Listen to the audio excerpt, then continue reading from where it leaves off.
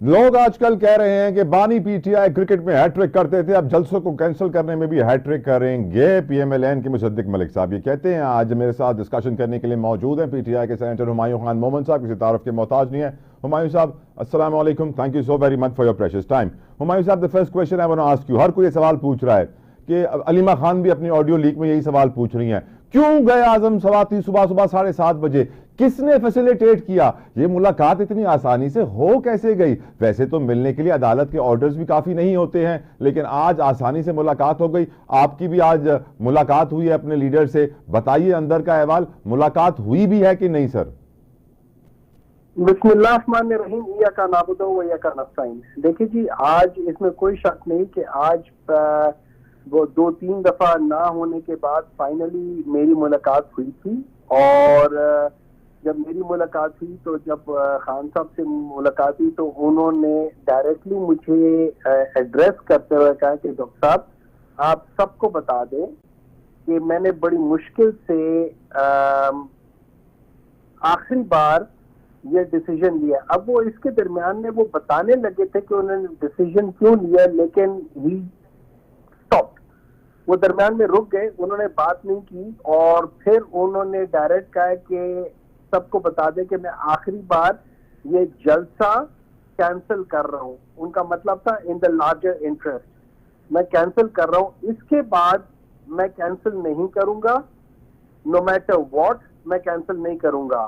और अगर कुछ होता है तो उसकी सारी जिम्मेदारी हुकूमत और इंतजामिया के ऊपर आएगी, हम लोग कैंसिल नहीं करेंगे। तो जो मुझे समझ आई है उनकी बात से कि उनको प्रोबेबली डायरेक्टली इनडायरेक्टली अप्रोच किया गया होगा, कोई प्रॉब्लम हुई होगी जिसमें उनको बताया गया होगा। अब ये मेरी अपनी अंडरस्टैंडिंग है, ये मैं अपनी अंडरस्टैंडिंग से बता रहा हूँ, मुझे उन्होंने इसके बारे में नहीं कहा, लेकिन मेरी अंडरस्टैंडिंग है कि उनको ये बताया गया होगा।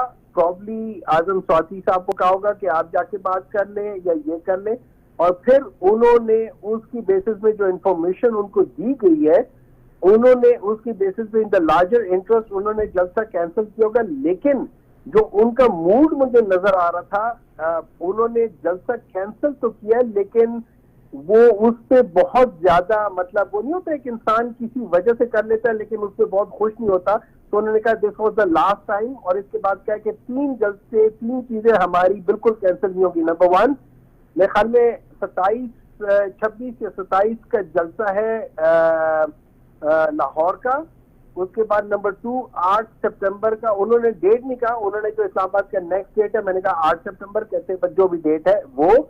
और तीसरा उन्होंने कहा था जो हमारी सीटें हैं, जो वो रेफर कर रहे थे, जो हमारी रिजर्व सीट है उसके लिहाज से वो कह रहे थे उसके हक के लिए हम सबको निकलना होगा, तो ये हमारा हक है।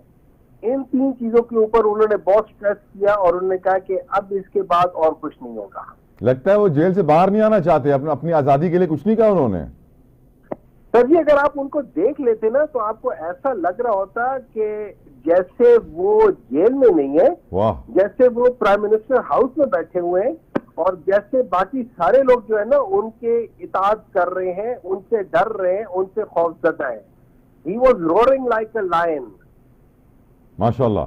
सर, ये फैसिलिटेशन का आज बड़ा जिक्र हो रहा है कि हुकूमत ने फैसिलिटेट किया, सुबह 7:30 बजे जेल में मुलाकात का ये वक्त नहीं होता है, फिर भी मुलाकात करने दी गई। न सिर्फ मुलाकात करने दी गई, खान साहब को भी पैगाम मिल गया था कि आप तैयार रहिएगा, नमाज के बाद सोइएगा नहीं, मीटिंग होगी आपकी। ये फैसिलिटेशन हुकूमत ने की, कमिश्नर ने की, पुलिस ने की, किसने की सर? देखिए, अब मेरी एक अंडरस्टैंडिंग है, एक बात याद रखिए कि अगर मेरी जरूरत हुई ना या पीटीआई की जरूरत हुई तो अल्लाह की कसम अगर इनमें से कोई 5 सेकंड के लिए फैसिलिटेट करने को तैयार हो जाए, लेकिन जब इनकी अपनी हालत पतली हुई होगी तो इन्होंने, हो सकता है मेरी नजर में, इन्होंने तरले वरले करके कहोगे यार खुदा के लिए जाके खान साहब को। हालत पतली इसलिए तो नहीं हुई कि आपने भी वही दिन चुना जो मजहबी जमातों ने चुना sir. Let's put it like this, हमारा तो ये दिन बहुत पहले से था ना, इसको तो कोई 2 हफ्ते 2.5 हफ्ते पहले हुआ था और बाकी चीजें अभी हुई थी। तो अब आप ये बात बताएं, व्हाई वुड वी से कि हम लोगों ने ये दिन चुना है? व्हाई वुड वी नॉट से कि बाकी लोगों ने इस चीज को डिले करने के लिए इस दिन को चुना है। चलें चलें, अलीमा खान क्यों नाराज हुई, उनको क्यों नहीं किसी ने बताया कि क्या हुआ है, और उनकी ऑडियो लीक उन्होंने खुद की है किसी और ने की है सर? नहीं, आई एम श्योर, देखिए जो अलीमा खान साहिबा जो कह रही हैं, मैं उनसे डिसएग्री नहीं करता।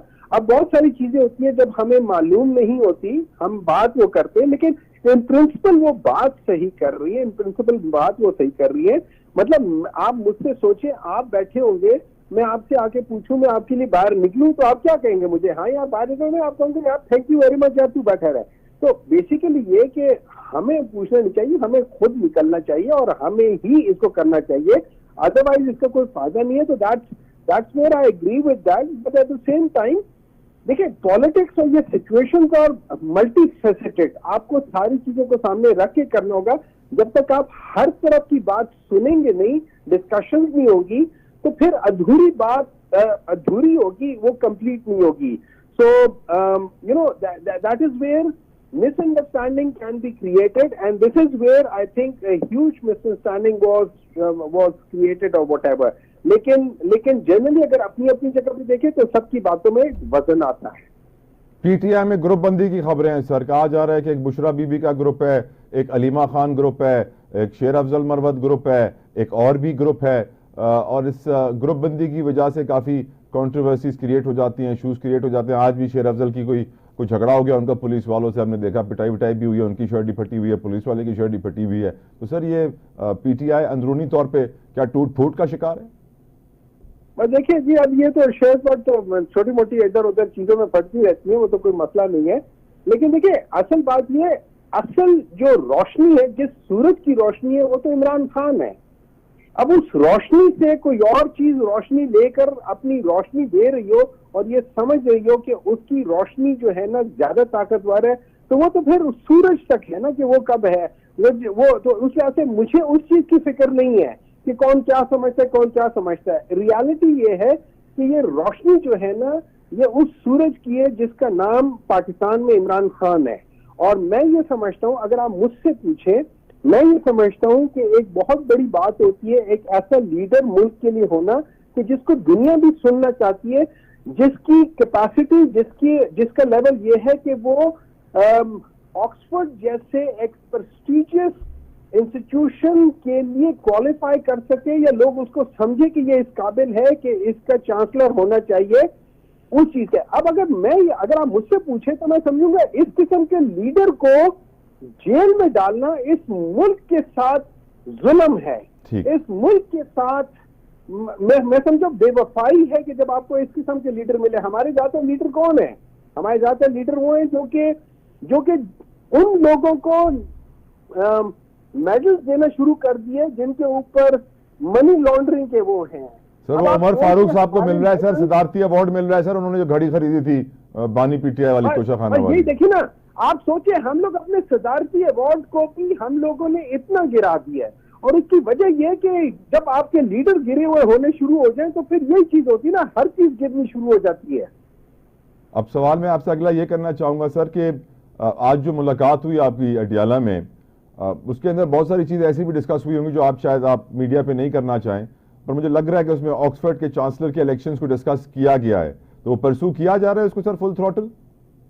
नहीं जी, उसमें कोई ऐसी बात डिस्कस नहीं हुई, कोई चांसलर की उनकी कोई जाती बात नहीं डिस्कस हुई।